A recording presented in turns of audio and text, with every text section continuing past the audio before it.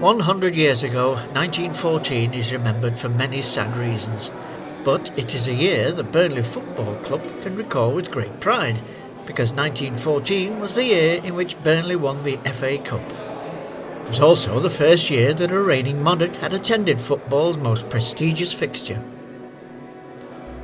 The Clarets beat Liverpool 1-0 at Crystal Palace Gardens to lift the famous trophy on April 25th. And at Towneley Hall on April the 6th this year, an exhibition celebrating that memorable day was officially opened. The exhibition was displayed in the Long Gallery at Towneley Hall.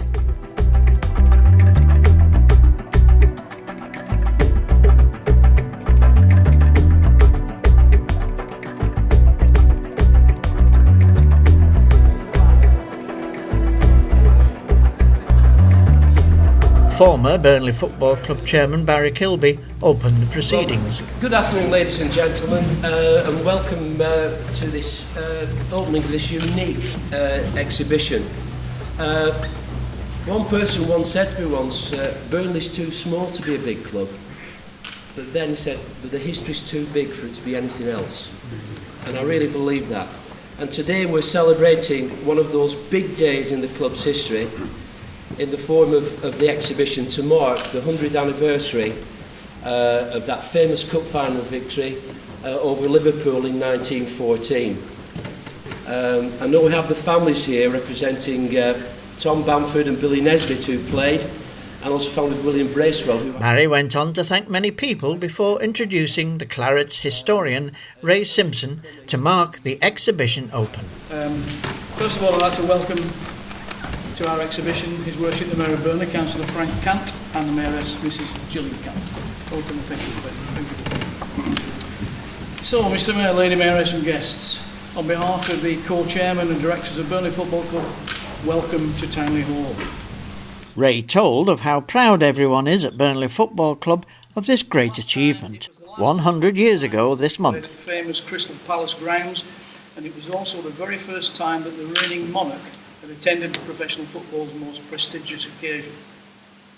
At the end of the match, a 1-0 victory for the Clarets against Lancashire rivals Liverpool, His Majesty King George V presented the famous old trophy to Burnley captain Tommy Boyle, and His Majesty then handed all the Clarets players a specially inscribed winners' medals.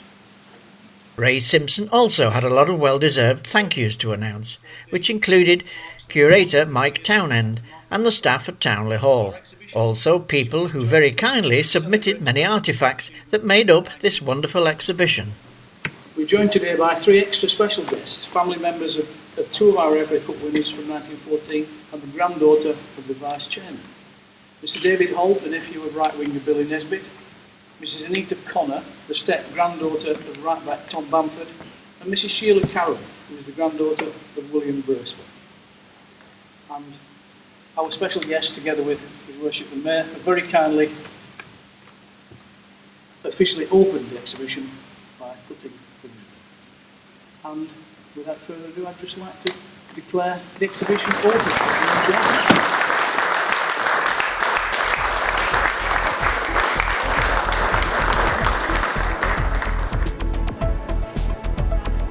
After the cutting of the ribbon, everyone made their way up to the Long Gallery.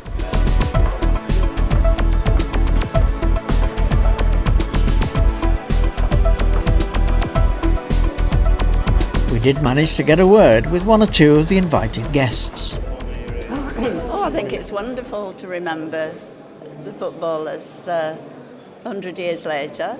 I was about 4 or 5, I think, when he died. So, no, not really. Just vague, yes. Yeah, I remember us living with him, my grandma and granddad, because they live with us. And we lived in Blackburn. So. What?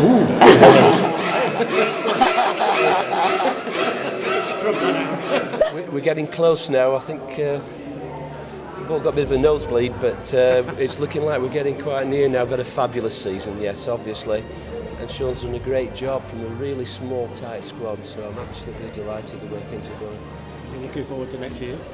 Well, yes, can we get there again? It's, you know, we're not counting any chickens, and to quote my manager, we're keeping every game at a time, but we really are looking strong favourites now, so let's just keep our heads and do it. With the Centenary upstairs and everything, and getting back in the Premier League will be a fabulous finish to a great year it's going to be for the club.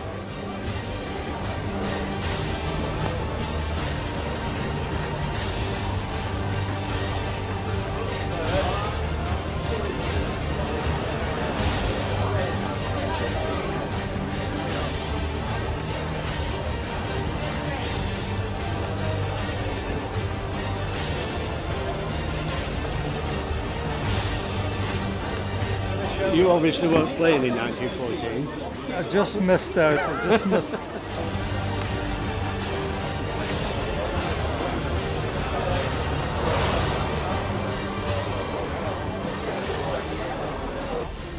Our MP recalls the coat of arms acquired by the village of Hapton last week. Importance. The charter was obviously historical and brilliant. That was a brilliant event, that really was. And then we got this. Amazing. I mean, 100 years, a long time, isn't it? Like Barry said, it's the centre of the town, isn't it? And I think it's appreciated for that. Brilliant. Fantastic. The club invited me to start writing in the programme in 1986, around about the time the club was desperate for cash and for contributors. I'd been researching the club's history since I was at school, in fact, so I started writing historical articles in the 80s, and in 1991 they invited me to take on in honorary capacity the position of club historian. So you've been a lifelong Burnley Football Club supporter then? Yeah, since the 50s, so I've seen them at the very top and the very bottom. I know which I prefer. How do you feel about the current situation then? It's looking very promising. We don't want to count any chickens too early, but it's looking very, very promising now. The items have come from all over the country, South Wales, London, the South Coast. A lot of the people that have contributed the items are here today. The exhibition today is only part of the centenary celebrations that the club are undertaking. The Ipswich game is 100 years almost to the day since the FA Cup win in 1914, and we've got special permission from the Football League for the players to wear a replica shirt as they wore in 1914. We've also managed to get permission from the royal family to wear a replica royal coat of arms, again which the players wore in 1914.